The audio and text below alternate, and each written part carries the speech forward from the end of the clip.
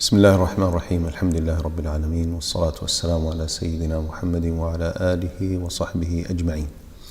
وبعد. In previous sessions we spoke about the virtues of Ayatul Kursi and the virtues of the last two verses of Surah Al-Baqara.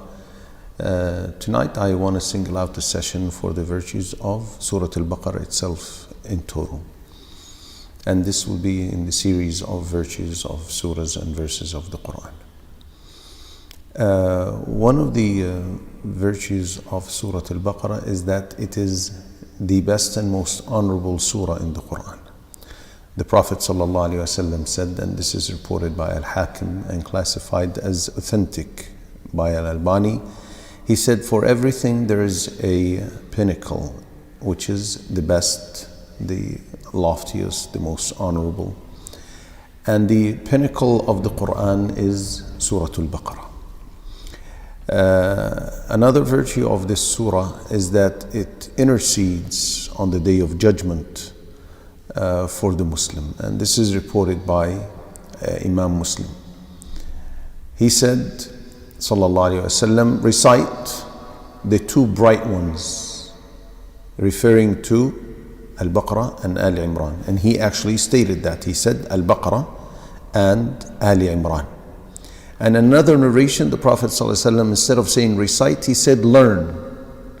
And there's an indication the people of knowledge pointed out here in these variations of the narration is that one should not restrict himself to merely recite the letters of these two surahs, but rather learn the meanings of the surah, understand it, so he can ponder upon it when he's reciting it. And some added that it would be even better if one memorizes these two surahs. He said, they will come on the day of resurrection like two clouds or two shades or two flocks of birds in ranks.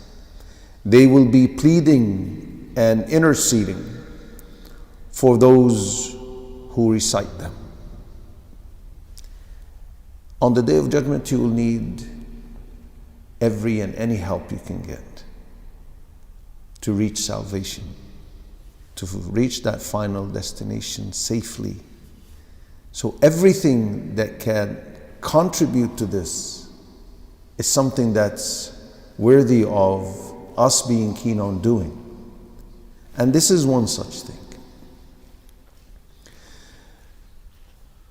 It is also a source of blessing, and it is a protection against magic. The Prophet ﷺ said, learn Surah Al-Baqarah or Al-Baqarah, for learning it is a source of blessings, and abandoning it causes grief and regret, and the magicians cannot confront it.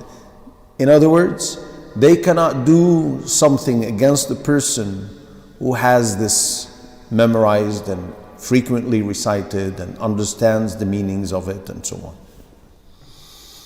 Another issue, and this was reported by Muslim as well. The other thing is pertaining to the devils now.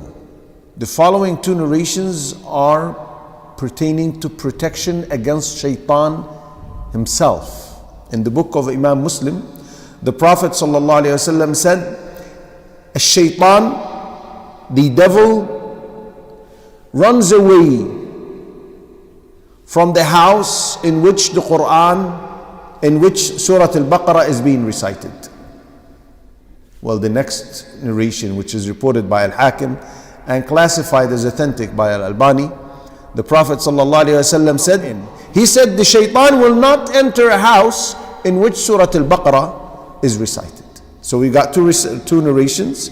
The narration of Sahih Muslim is saying that he will run away from the house, and the narration of Al-Hakim is saying that he cannot come into the house. Now notice, the people of knowledge here said that this is provided that the conditions are met that will result in this. Meaning, it is not merely reciting the letters, right, as if you're reading a newspaper. That's not what is intended, and that's not what results and realizes such benefits from Surah Al-Baqarah. You must recite it being mindful of what to recite. Okay, one might say, well, I don't understand it. Well, read the translation of it. You'll understand it. Okay, I will not remember everything from the first time. Who said that you got to read it only once? Continue to read the translation and the explanation. Tafsir ibn Kathir, for example, is translated into English, right? So read the translation and the tafsir that's also translated. You'll understand it. Be as keen on understanding it as anyone would be keen on obtaining $1 billion in a week. He would bend over backwards to get it. Bend over backwards to go to Jannah. As simple as that. These are some of the virtues of Surah Al-Baqarah. We summarized it in this session. We will conclude with this, inshallah, and we'll address another virtue or other set of virtues for another surah, inshallah. Subhanakallahumma wa bihamdik. Ashhadu an la ilaha illa anta astaghfiruka wa atubu ilayk.